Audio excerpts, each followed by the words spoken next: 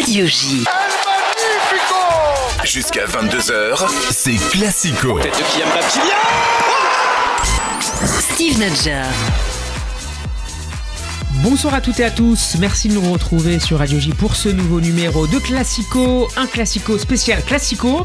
On reviendra longuement sur la performance des joueurs de Luis Enrique qui l'ont emporté hier soir dans ce classique que Roberto De Zerbi semble considérer comme un terme un peu dépassé au regard de la différence de moyens et de niveau entre les deux équipes.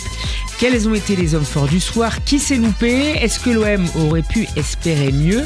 Et est-ce que le match aurait dû être arrêté après les banderoles insultantes contre Adrien Rabiot et sa mère? Voici quelques-unes des questions que nous posons à nos chroniqueurs que je m'empresse de vous présenter. Et on démarre avec Alexis Visan. Bonsoir Alexis. Bonsoir à tous. Alexis qui était peut-être au parc hier? Tout à fait. Alors, pour pouvoir analyser au mieux le match. Écoute, très très belle ambiance.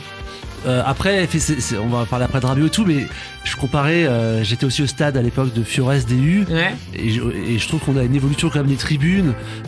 C'est pas la même pression qu'il y avait à l'époque. Alors après, c'est toujours peut-être trop, on en reparlera, mais ça reste quand même, je trouve.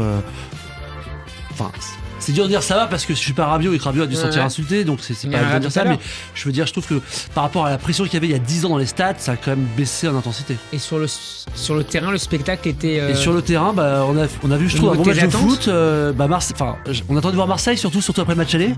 Et je trouve que Marseille a répondu et a permis de rendre le match intéressant, même si effectivement tout le monde dit que la victoire de Paris ne faisait aucun doute.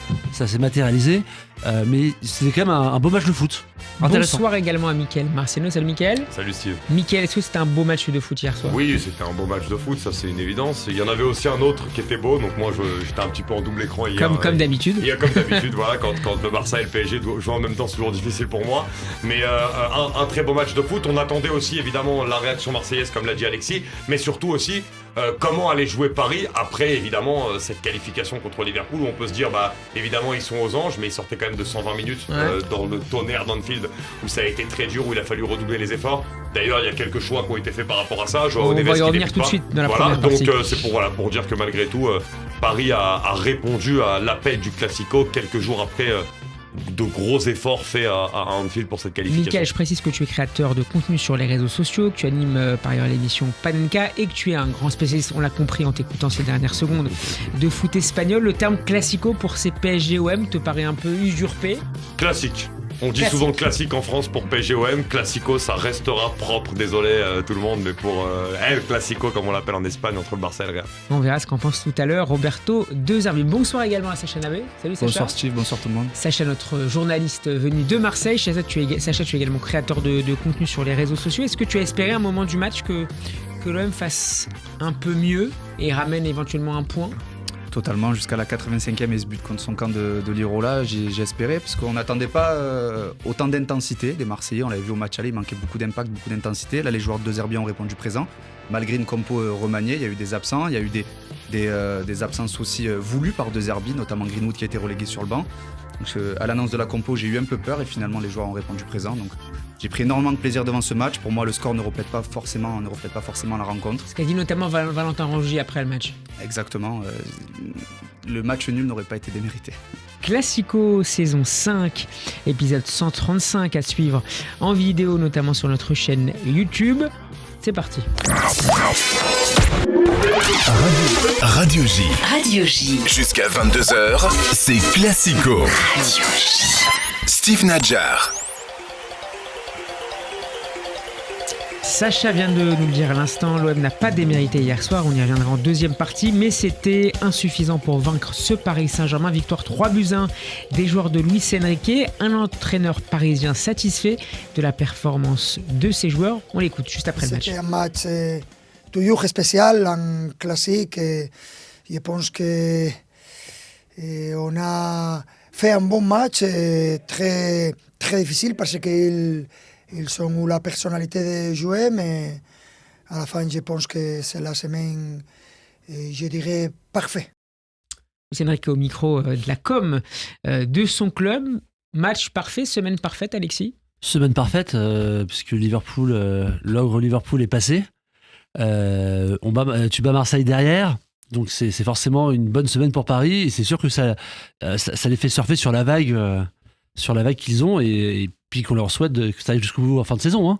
Donc c'est une bonne semaine. Bon, le match d'hier, on sentait quand même que les Parisiens, d'un point de vue sur le pressing, étaient quand même un peu fatigués. C'était moins bien coordonné, moins agressif que ce qu'ils se font depuis un certain temps. Enfin, par séquence, ça l'était, mais ça n'était pas continu.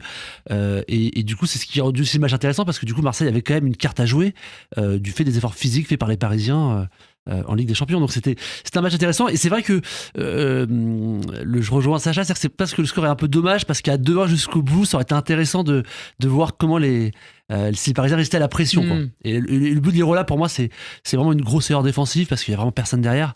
Donc il y a un problème de communication. En plus, il vient de rentrer, donc il est frais, il n'est pas censé être épuisé. C'est dommage. Mickaël et Sacha, comment vous les aviez trouvés d'abord ces Parisiens face à Liverpool Ah bah c'était évidemment ce duel d'ogre. Alors c'était un tout autre match qu'au Parc des Princes, c'était en même temps assez prévisible, mais j'ai trouvé que le Paris Saint-Germain, et c'est là où j'aime vraiment Luis Enrique, j'ai trouvé un Paris Saint-Germain de caractère. Et pour moi c'est ça qu'inflige l'entraîneur, on va dire qu'il inculque l'entraîneur espagnol à tous ses joueurs, c'est qu'on a vraiment une équipe qui a la mentalité de la gagne. Moi j'ai vu des joueurs qui sont jeunes certes, qui ont peut-être pour tous pas beaucoup d'expérience en Ligue des Champions, mais jouer comme une équipe qui avait beaucoup d'expérience dans cette compétition, avec cette capacité à vraiment fatiguer Liverpool, à être capable même sur les temps faibles, d'être capable tous de revenir en arrière, de faire les efforts ensemble. On a vu un Pacho extraordinaire à Anfield, on a vu un Nuno Mendes extraordinaire qui a été capable de, sur la confrontation aller-retour, museler celui qui a d'ailleurs perdu peut-être probablement son ballon d'or aussi sur cette double confrontation contre le Paris Saint-Germain, exactement. Neves, Vitinha, tout le monde faire les efforts ensemble, et surtout un PSG qui, malgré le fait d'être acculé, surtout en deuxième mi-temps contre Liverpool, être capable à chaque fois de renverser la tendance sur des contre-attaques. Malgré l'absence de grandes stars dans cette équipe. Exactement, mais c'est ce qu'a fait Luis Enrique, c'est-à-dire qu'il a créé un collectif quand il est arrivé, je le rappelle. Verratti était encore là, Neymar était encore là, des joueurs qu'il avait lui-même demandé quand il était à Barcelone. Neymar, il a joué avec lui, Verratti, il le voulait à Barcelone, et c'est lui qui a demandé à ce que ces joueurs ne restent pas au Paris Saint-Germain, parce que Luis Enrique voulait une équipe qu'il allait créer lui-même de toutes pièces, avec pas un joueur au-dessus des autres, et un collectif tout simplement regroupé autour de jouer les uns pour les autres. Et c'est finalement là où on voit que ce collectif-là, c'est le collectif qui est le plus puissant quand tu veux performer en Ligue des Champions, et quand tu as une équipe où les 11 joueurs font les efforts les uns pour les autres, je tiens même à dire les 14 joueurs, parce qu'il y a des joueurs qui sont rentrés aussi et qui ont fait un très très bon match à Anfield, c'était incroyable. Sacha, sur ce collectif parisien qui résiste à la pression des plus grandes équipes et qui parfois fait aussi preuve d'une grande qualité technique. Moi déjà c'est le match de la saison où j'ai pris le plus de plaisir, et pourtant je suis Marseillais. Tu parles celui d'hier ou de Liverpool? De Liverpool. Là on parle de celui de Liverpool. Ouais, je parle du match de Ligue des Champions. La double confrontation, ils ont été exceptionnels sur les deux matchs, même s'ils ont perdu le match aller. Sur le match retour, ils ont su mettre la pression à Anfield. On sait que c'est pas facile, c'est un stade dur à prendre. Surtout l'une des meilleures équipes d'Europe cette saison. Et puis Mika a revu tout l'effectif. Il a parlé des entrants. Moi j'ai envie de parler du petit Doué. Il est exceptionnel. Pour moi, il a relégué Barcola sur le banc. C'est le match qui arrive en équipe de France. Qui arrive en équipe de France. C'est sa première d'ailleurs. Qu'est-ce qui te plaît? C'est sa première. Son insouciance en fait. Son insouciance, c'est le joueur qui n'a pas peur de provoquer un contre un. Il a du Neymar dans ses contrôles, dans ses prises de balle. Il est toujours aimanté vers le but. Il va tenter la frappe même s'il est à 30 mètres, même s'il est de dos, il va se retourner pour aller trouver ses coéquipiers pour frapper. Et puis j'aimerais aussi souligner la prestation de Donnarumma qu'on a beaucoup critiqué au match aller, qui a été exceptionnel et impérial sur sa ligne au match retour.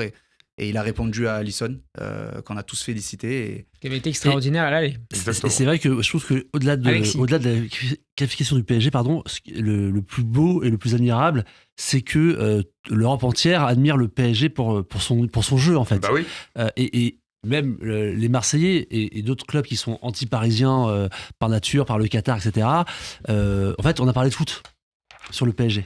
Et ça change. C'est-à-dire que malgré tout, avant, on parlait des stars, on parlait etc. Là, maintenant, on parle que de foot. Et donc, c'est vrai que c'est aussi une des victoires d'Enrique. Depuis des années. Non, mais parce qu'il y avait aussi des comportements. Tu mettais en avant le fait qu'il avait choisi son effectif par rapport à ça. Mais effectivement, il a créé un effectif où on parle de foot et où l'ensemble des amateurs de foot admire le jeu et la performance du PSG. Vous disiez tout à l'heure que c'était pas si évident d'enchaîner deux grands matchs, Liverpool puis l'OM, notamment sur le plan athlétique. Comment est-ce que Luis Enrique a géré ça?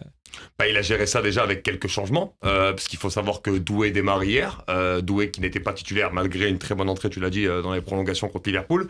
Il faut savoir que Zahir Emery, qui a fait une très bonne entrée aussi contre Liverpool, démarre hier, que Beraldo, qui a fait aussi une belle entrée aussi contre Liverpool, démarre hier. Il y a eu quelques changements et je trouve qu'il a bien Changement géré qui ça. avait déjà eu lieu aussi contre Rennes, je crois que c'était juste Oui, avant le lors match. du match d'avant, exactement. Bah, contre Rennes, c'était encore plus flagrant. Parce que c'est quasiment tout l'effectif qui avait été changé avant le match retour contre Liverpool. Mais hier, il y a eu pas mal de petits changements. Et ça montre aussi un autre facteur où Luis Enrique excelle, c'est la gestion de son effectif. Parce qu'il faut le dire et on le dit pas assez. Il y a très peu de blessures cette année au Paris Saint-Germain. Et en tout cas, avant les moments très importants, que ce soit en Ligue des Champions ou également en championnat, tout a été très bien géré. Et finalement, on a toujours critiqué le Paris Saint-Germain à l'époque en disant « cette équipe n'arrive pas prête au mois de mars, au mois d'avril ». Là, elle a été critiquée de septembre à décembre à n'en plus pouvoir par tous les observateurs du foot pour finalement arriver ultra prête, ultra présente et avec un effectif quasiment au complet lors des échéances ultra importantes.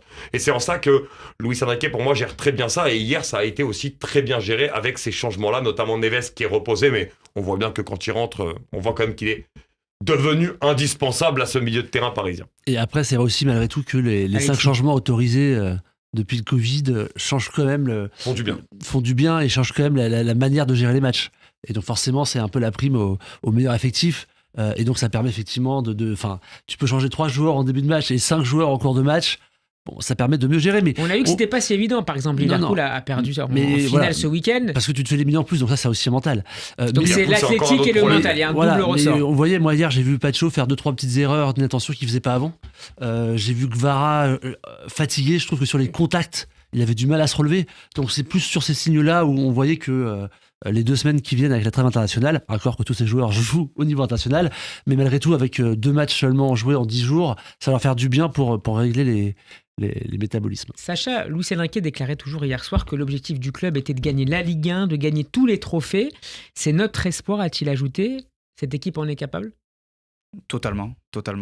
Même si. Je parle plus de la Ligue 1. Hein, Oui, bien sûr. Pardon, Sur la suspense, Ligue 1, mais- 19 points d'avance. Il y a 19 points d'avance. On va parler de mathématiques dans quelques instants, mais en Ligue des Champions, tu vois un rival au PSG ? Tous les matchs vont être compliqués parce qu'il y a beaucoup de personnes qui enterrent Aston Villa, mais je pense que au-delà d'une équipe qui performe en Première Ligue, il y a beaucoup de joueurs qui peuvent aussi vouloir performer contre Paris. Il y a beaucoup de joueurs passés par le PSG, notamment Digne, notamment Asensio, Luis J'ai vu ta Enrique. vidéo. Luis Enrique. Mais c'est une équipe, j'ai dit que c'était une équipe d'antagonistes, c'est une équipe d'opposants, puisque c'est vrai aussi, il y a un Marseillais qui a été élevé dans la haine du Paris Saint-Germain. Il y a Rashford qui a déjà éliminé Paris. Donc il y a énormément de joueurs qui peuvent vouloir performer, aussi montrer qu'ils sont là, parce que c'est l'équipe qui est la plus outsider pour remporter la compétition maintenant, avec Dortmund. Donc je pense que les enterrer serait une mauvaise idée. En quoi cette équipe peut particulièrement embêter le Paris Saint-Germain davantage que Liverpool, par exemple ? Unai Emery, un seul homme qui... Asensio qui sera de retour aussi. Qui fait un très, Ouais, mais très bon... justement, Asensio, c'est intéressant parce que je trouvais qu'Asensio au PSG, justement, n'avait pas le physique pour résister, pour rentrer dans le schéma du pressing fait par le PSG. C'est vrai. Et il n'arrivait pas physiquement à tenir la cadence. Et donc, dans un autre style, il y arrive. Ouais, mais Donc, c'est intéressant, justement, de en étant savoir décisif, la- en rentrant dans les matchs souvent. C'est Oui, souvent en rentrant mais, aussi. Hein. mais il était plus décisif l'année dernière en rentrant qu'en début de saison, où tu sentais quand même que c'était toujours un peu lent. C'est vrai. Et du coup, après, c'est pas une question de talent de joueur, puisqu'on voit bien qu'Aston Villa, il arrive dans un autre schéma, avec un autre style de jeu, à performer. Donc, ça a Moins de toujours été un pression super joueur. aussi, je pense. Voilà. Mais du coup, est-ce que, moi, je trouve ça intéressant, quand ça sera le match contre Aston Villa, de savoir si, en ayant l'exemple de Asensio, comment Aston Villa va résister au pressing mis par les Parisiens qui ont fait flancher Liverpool. Surtout qu'Aston Villa s'en sort bien en Ligue des Champions cette année, mais pour moi, a pas mal de mal en championnat. On a vu beaucoup d'accros contre des équipes moins bien classées cette saison. Donc évidemment, Athlétiquement, c'est quand même beaucoup moins fort que Liverpool, par exemple. Oui, mais attention parce qu'il y a quand même une force de frappe, même si pour moi, ils ont perdu un de leurs meilleurs joueurs aussi cet hiver. On n'en parle pas assez, la perte de John Duran, 20 ans, vu comme un des plus gros espoirs d'Europe au poste de numéro 9, parti à Al Nasser. Mais voilà, on verra. Évidemment, il y a Unai Emery qui va vouloir aussi avoir sûrement cet esprit de revanche. Il y a Marcus Rashford qui est en train de se racheter là-bas. Martinez dans les buts. Voilà, Emiliano Martinez. Il y a beaucoup de joueurs d'expérience. Voilà, dans cette Boubacar équipe. Kamara, Lucas Digne, voilà, il y a des joueurs quand même capables de faire de grosses différences. Maintenant, on C'est verra pas une comment ça se petite passera. équipe, quoi. C'est pas une Non, petite pas équipe. du tout. Alors, À ce stade-là, de toute façon, il y a plus de petites En équipes. Première Ligue, ils gênent les gros. Hein. Ils gênent les gros, mais ils ont du mal contre les petits. Et je crois Non, qu'ils sont mais 9e, 10e, donc Paris c'est pas non plus là. est un gros, si je peux me Ah, permettre. oui. moi, j'avais vu le match Aston Villa-Lille l'année dernière, parce que Aston Villa élimine Lille au tir au but Oui. en Europa, hein, je crois que c'est Europa. Oui, cette c'est conférence, ouais. Bon, c'était pas bluffant, donc c'est étonnant. Après, je trouve que c'est un peu, on va voir, je compare un peu justement à Lille, qui fait aussi un super parcours en Ligue des Champions en phase de classement, qui derrière, face à Dortmund, a montré ses limites au retour. C'était de même, autant à l'aller, c'était pas trop mal en deuxième mi-temps, autant en retour, je trouve que dans les contacts, dans les duels, il y a un moment donné où il y a... Avec la manque d'un gros leader offensif aussi. Ça n'aura pas fait Zegrova, du bien de marquer dès les premières secondes, je pense. Et pourtant, ça aurait dû. Mickaël, tu voulais ajouter quelque chose? Oui, en fait, je voulais me recentrer un peu plus, parce que je pense que c'est ce que tu allais faire, mais sur Je ne le... sais pas, dis-moi. Non, sur le classique d'hier, entre le PSG et l'OM, et sur Ousmane Dembélé. Alors non, on va y venir dans un instant. Voilà, Regarde les joueurs. Restons encore quelques instants sur l'équipe en tant que telle. Est-ce que c'est le meilleur Paris Saint-Germain de l'histoire? Est-ce que c'est même la meilleure équipe? On peut considérer que c'est l'équipe championne de l'histoire de la Ligue 1. On parle notamment, on fait des comparaisons avec le Nantes des années 90 en termes de victoires accumulées. Non, alors je pense qu'on va pouvoir... L'OM des Le années PSG de Laurent Blanc, l'OM des années 90. Voilà, on va pouvoir ne pas tarder à en parler, mais pour moi, il faut attendre la fin de la saison. C'est-à-dire qu'en fait, évidemment que déjà, il y a quelques mois, je disais que oui, ce PSG de Luis Enrique, ce qu'on voit, et surtout la montée en puissance par rapport à ce qu'on a vu au début de saison, ça montre que oui, on peut aller concurrencer, déjà avant de parler des meilleures équipes du championnat, du Paris Saint-Germain, et du Paris Saint-Germain de Laurent Blanc, en l'occurrence, qui était le plus beau. Collectivement, le PSG de Laurent Blanc était tout simplement exceptionnel, mais ce PSG-là affichait, ça me fait toujours mal de le dire, mais c'est la vérité, quelques limites contre les très gros en Ligue des Champions. Alors que là, je trouve que collectivement, ce Paris Saint-Germain est peut-être moins beau à voir dans les enchaînements, etc., mais par contre, beaucoup plus présent dans le cœur, dans les efforts, dans le pressing. Et par contre, c'est ça aussi qui amène cette rivalité contre les gros en Europe. Et je trouve que dans le jeu, on progresse de match en match, donc j'attends de voir la fin de la saison. Mais il y a moyen qu'à la fin de la saison, surtout si le PSG va très loin en Ligue des Champions, qu'on puisse dire que ce Paris Saint-Germain-là est meilleur que celui de Laurent Blanc. Ouais. Enfin, pour moi, l'élimination de Liverpool, c'est quand même un marqueur fort. Énorme. Parce qu'on parle beaucoup d'exploits quand les clubs français éliminent des gros clubs comme ça. Sauf que là, on parle quand même de l'équipe qui avait le plus impressionné du début de saison. Oui. Et quand le PSG élimine le Real ou le Barça à l'époque, il n'y a pas la même, c'est pas le même, enfin, même si ça reste le Real et le Barça, je parle des 94-95, c'est pas les clubs qui dominent leur passement là, plus le Barça avec Cruyff, mais c'est pas encore le domine. Pour moi, ce qui a fait pareil contre Liverpool, ça se rapproche de ce que faisait Marseille contre Milan AC à l'époque de Berlusconi, où là on avait l'équipe dominante d'Europe et tu avais un club français qui était capable d'éliminer d'ailleurs en un retour le club dominant. Donc oui, pour moi ça demande confirmation parce que si c'est qu'un huitième de finale et qu'il faut ça aller plus loin. Mais pareil, il avait fait contre Chelsea de Mourinho qui était à mais l'époque. C'était pas dominant, c'était pas la point de domination d'Europe à ce point. Ils étaient champions d'Angleterre en titre. Ouais, mais c'était pas je trouve que c'était pas la domination comme là Liverpool sur la première. Ils sont 12 points d'avance, ils sont leaders de. Tu vois, je trouve qu'il y avait moins ça. Pour moi, c'est vraiment plus proche de Marseille-Milan à l'époque de Waddle. Sacha. Après, je veux pas du tout atténuer la double confrontation du Paris Saint-Germain, mais c'est pas le Liverpool de cette année 2024. C'est pour ça d'ailleurs que j'avais mis Paris en favori. Depuis 2025, c'est pas la même. Ils se sont fait éliminer en Coupe de France ou en Coupe d'Angleterre. En FA Cup. En plus de ça, sur la double confrontation au match aller, ils ont été inexistants. Au match retour, ils sont quand même restés en dessous du Paris Saint-Germain. Donc pour moi, c'est pas non plus l'équipe ultra dominante qu'on essaye de vendre. On verra contre Barcelone si ça arrive en finale. Là, par contre, tu relativises un peu cette victoire exceptionnelle face à Liverpool. Je veux pas atténuer. Il a raison. Moi aussi, je faisais partie de ceux qui préféraient jouer Liverpool que Barça, que je trouvais. La meilleure dynamique peut-être. Oui, sur les je derniers jouais matchs. Liverpool moins bien et puis il y avait d'autres antécédents. Donc là, il n'y avait pas d'antécédents, il n'y avait pas d'antécédents entre les clubs, comme il y a PSG Barça et comme il y avait à l'époque Marseille-Milan. N'oublions pas malgré tout que le Paris, juste pour terminer, Steve, que le Paris Saint-Germain gagne quand même au tir au but. Donc on est loin d'une victoire hyper écrasante. Ça a été très difficile, surtout en deuxième mi-temps. Moi, je le dis, parce que je regardais le match et évidemment avec un cœur parisien. On a serré quand même jusqu'au bout. En deuxième mi-temps, c'était très chaud. Et d'ailleurs, c'est pas pour rien qu'on dit que Donnarumma est l'homme de ce match. Voilà, c'est que sans Donnarumma, on en prend peut-être 2 ou 3. Donc malgré tout, le PSG a su tenir aussi dans les temps faibles. Et c'est en ça qu'une équipe d'ailleurs arrive à tisser, on va dire, des liens très très forts pour la suite de la compétition. Donc c'est un match qu'on peut appeler référence. Oui. Mais Liverpool n'était pas non plus un mauvais Liverpool. On a eu quand même un très bon Liverpool. Je parle à Anfield, bien sûr. Sur le plan arithmétique, les Parisiens disposent désormais de 19 points d'avance sur l'OM, 21 sur Monaco et Nice qui sont tous les deux 3e au classement. Paris sera sacré champion dès la prochaine journée. Il y a 3 conditions. Si Paris s'impose à Saint-Etienne, que l'OM perd à Reims et que Monaco-Nice ne donne pas de vainqueur. On peut considérer que la Ligue 1 n'a plus vraiment d'intérêt en ce qui concerne le titre, et ce peut-être dès les premières journées en réalité du championnat. On dit la depuis différence 2 des mois moyens. Non, mais en fait, c'est ça qui est intéressant, c'est que cette année on parle de jeu, et en fait, même si on sait que Paris est champion, c'est intéressant toujours de voir Paris parce qu'en fait, ils sont pas dans le calcul. C'était un peu ce qu'on faisait, les reproches qu'on faisait au PSG antérieur avec les entraîneurs, c'est que une fois qu'ils mettent 2-0, ils arrêtaient de jouer. Et du coup, c'était un peu ce que disait Daniel Riolo, il faut appuyer sur un bouton en Ligue des Champions, ça marche pas comme ça. Là, il y a une volonté de toujours jouer. Et donc, d'un point de vue jeu, même si le PSG, le titre est joué, il y a quand même intérêt à voir le PSG. C'est pas comme si si on aime le foot et qu'on aime voir du jeu, c'est toujours sympa à voir. Et puis après, la deuxième place, c'est quand même hyper intéressant. Il y a quand même 4 équipes qui peuvent jouer à la deuxième place.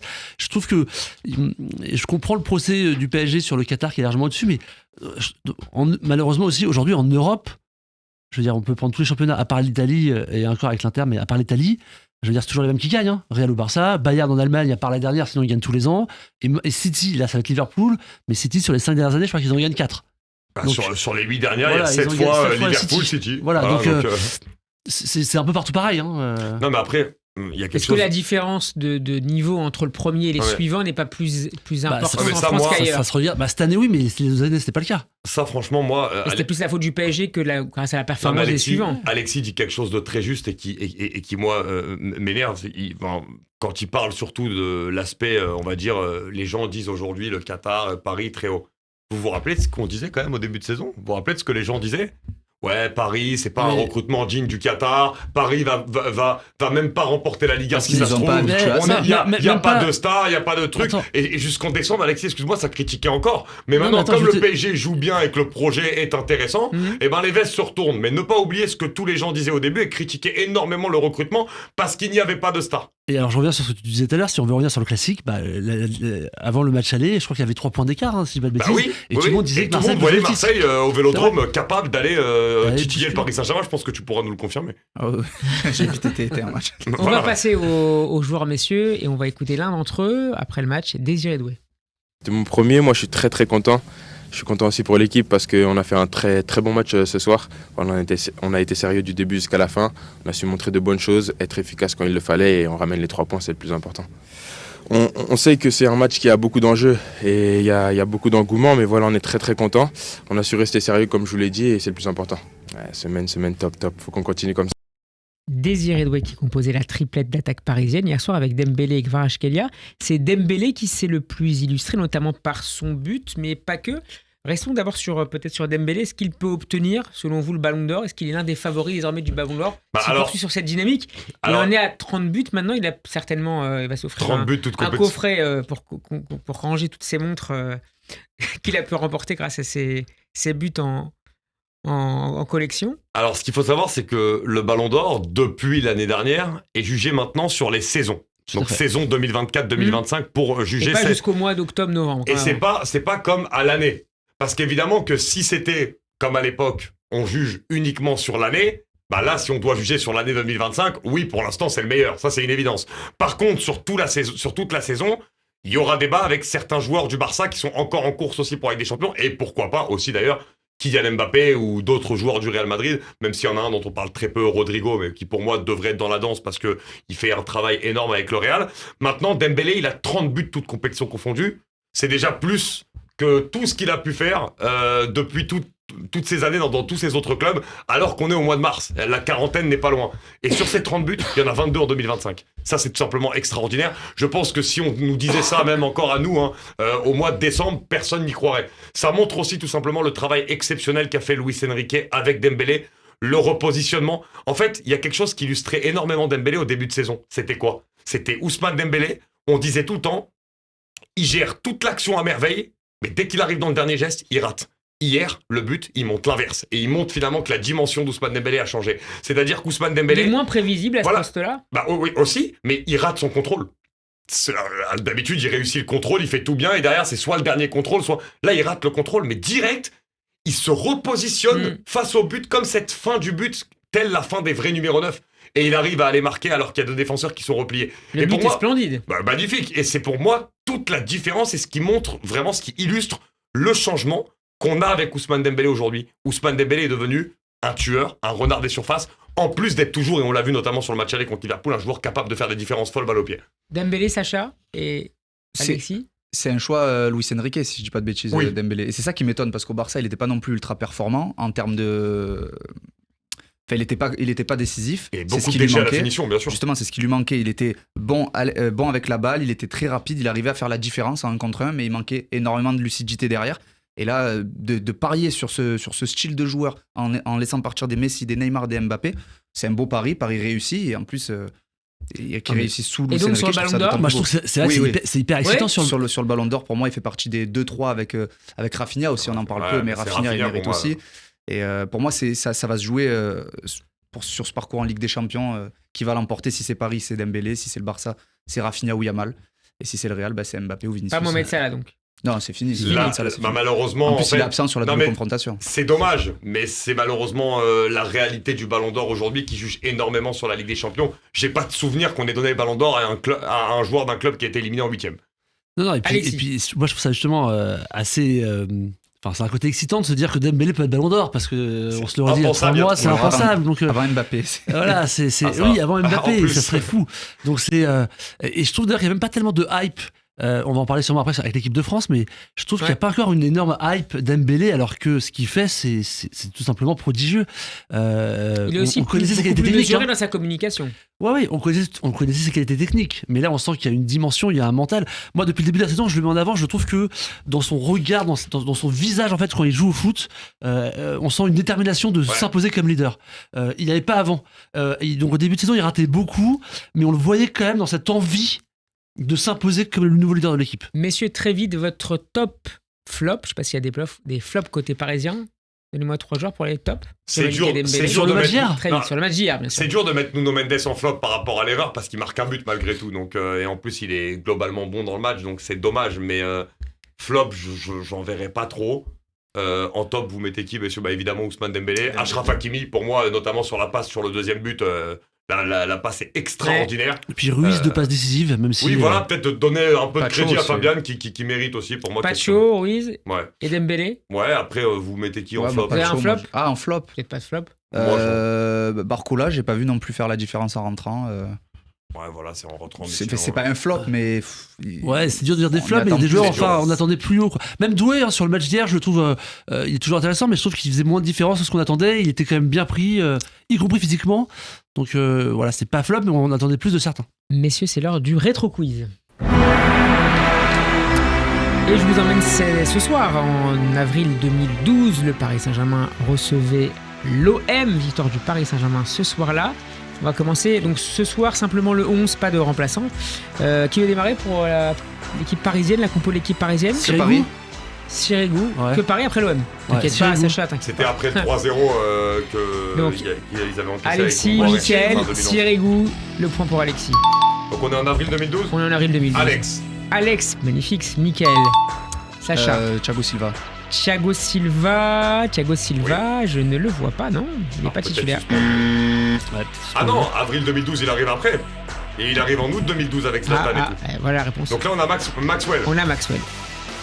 Point pour On a Mickaël, ça Pastore fait deux. déjà, non? On a Oui. Pastore qui est titulaire, ça marche. Est-ce qu'on n'a pas Marquinhos qui est arrivé avant tout le monde? Est-ce qu'on n'a il pas arrive Marquinhos? avant. Non. Après, on a par contre Thiago Motta. On a Thiago Motta. Il est déjà là. Ils arrivent les trois en même temps. Menez. Menez. Ouais. Sacha, le premier point pour Sacha. Et Vous pouvez Je couper la couperai. parole. du coup, Ouais, il y on peut y aller a maintenant. Oaro toujours, non? Il y a Oaro, non. Néné. Néné, et ouais. Est-ce Ça qu'il y a fait pas 4 un pour Mickaël. Chantôme? Ah, il y a Gamero, J'y suis Gamero. encore. Chantôme, non. Gamero. Matuidi. Matuidi, oui. Et Gamero, non? Gamero, non. On a peut-être Ah, Bisevac. Mamadou Sakho, non? On a Bisevac, il était dur. C'était le plus dur de la liste. Milan Bisevac. Bisevac, ça fait donc 6 celle-là, pour je les ai. Mickaël. Est-ce qu'il n'y a pas Mamadou Sakho? Est-ce qu'il n'y a pas Mamadou Sakho? Non. Alors il y a Diego Lugano. Non. Ah. Il manque un latéral et il manque un milieu de terrain. Milieu de terrain, c'est Mohamed Sissoko. Bien joué, oh là. T'étais au parc souvent à cette période-là. Non, en plus je l'adore. Je l'ai reçu, il était très gentil. Sissoko, non, il manque et, un défenseur. Alors, attends, là, j'allais. J'allais. Désolé, là. Ça fait- C'est le recrutement. Ça, Ouais, Mika est fort, Mika est fort. Ça fait 8. On passe à l'Olympique de Marseille. Mandanda, je démarre parce que j'ai en tête. Ouais. Mandanda. Valbuena. Valbuena. Oui pour Sacha, ça fait Rod 2. Fanny. Rod Fanny. Oui. On tourne dans quel. Non, il n'y a plus d'or. Maintenant, vous pouvez. Chérou, non, il est là. Chérou, et là, il est titulaire. Lucho Ça fait 4 Gonzalez. pour Mickaël, pour Alexis. Est-ce que Lucho est là Lucho, non. Lucho est déjà parti, non 2012. Ouais, c'est pas Est-ce qu'il y a Loïc Rémy? Loïc Rémy est tout à fait là. Et Dédé Gignac. Nyang. Gignac. Yang, non. Gignac. Gignac, non. Valbuena est là ou pas? Ah, je On sais. l'a il est dit, là. déjà dit. Ayou. André. Lequel André. André Ayou. Est-ce Pour qu'il n'y a Mickaël. pas Jérémy Morel? Jérémy Morel, non. Taïwo. Taiteo, Parti, il est non. parti, non. c'est vrai. Est-ce qu'il n'y aurait Des pas bons défenseurs. Deux bons défenseurs. Jawa- Mais pas Ouais, Enzo. Diawara. Comment Jawara. Non. Heinze est là ou pas? Il est parti déjà? Gabi n'est pas là. C'est qui les défenseurs Là, il nous reste quoi? Il vous reste 3 défenseurs. Romao. Non, il arrive sous Bielsa. un milieu de terrain défensif et un joueur plus offensif. Aloudjara. Aloudjara, c'est oui pour Oui. Mickaël. Ok, et dans les 3 défenseurs, c'est bizarre Et qu'on un les ait pas, milieu. Sacha. Et ils sont bons. Hein. Non, bien sûr qu'ils Ah, sont Nkoulou. Nkoulou, très bon. bons. Bravo. Nkoulou. Avec qui il était Alors, on a un latéral qui est pas resté très très longtemps à Marseille, qui est parti ensuite. Djadjedji. Non, Djadjedji, il arrive Bielsa. Non, à un niveau plus élevé. Il sera capitaine de son Azpilicueta. équipe. Voilà. Ah, bien sûr. Aspi. Bravo. Il vous reste donc un central et un milieu de terrain. Nkoulou. Milieu de terrain. On a dit qui au milieu de Quel- terrain? On a dit Aloudjara. On a dit Cherou, Aloudjara, Valbuena. Oh, il joue sur les côtés si j'ai bonne mémoire. Il n'y a pas Lorixana. Non, là c'est un joueur offensif. Hein. Et il manque pas un défenseur aussi. Si, Il si. manque un défenseur. Défenseur central C'est bizarre. qui jouait avant. Je sais pas. Modeste Mbami. Non, Non, ça, c'est avant. Ah, j'ai pas la tête. pas si pas. Il jouait pas à Rennes. Le défenseur. Ouais. Rod Fanny, on l'a dit déjà, mais. Il est resté longtemps à Marseille. Pas très longtemps. Non, c'est pas Ocampos, il arrive après. Non, Campos, là, attends, il on parle arrive. du défenseur là. Hein. Ah, parce que j'étais sur l'attaquant aussi. Alors, Campos, c'est après, il vient de Monaco. Ouais, c'est ça. Mais il est à Monaco à ce moment-là, je crois, Je vais 2013. vous donner quelques clubs. Hein. Pour le défenseur Ouais, il était à Rennes. À Rennes. Il était à Rennes juste avant. Il a joué ensuite en Angleterre et en Espagne. Et en Turquie. Et même en Chine. Non, vous l'avez pas? Attends. Ah, mais c'est pas normal. Alors c'est un joueur qui peut jouer, qui a joué aussi au milieu de terrain, mais il était en défense centrale ce soir-là. Non? Ça commence par quelle lettre? Son prénom c'est Stéphane. Aime bien. C'est pas beau. Aime bien. Ah, c'est pas beau. Messieurs, Ah, enchaîne ouais. sur Et l'homme. l'attaquant L'attaquant? Vous l'avez? Non. Oh, tu me l'as pas donné. Si, vous l'avez dit. Rémi Oui, Rémi. j'ai et dit. Ayou. Ah bah. Non, mais tu m'as dit il manquait un milieu de Un terrain milieu à offensif. gauche. Un milieu de terrain. Qui Ah oui, vous peut l'avez pas jouer donné, sur pardon. l'aile. Oui, pardon, oui. C'est Non, pour ça je crois qu'il était à Lorient lui avant. Il me semble. Amalfitano. Amalfitano. Oh là Oh là là là là là. Victoire. Bien joué. De Mickaël ce soir pour la première.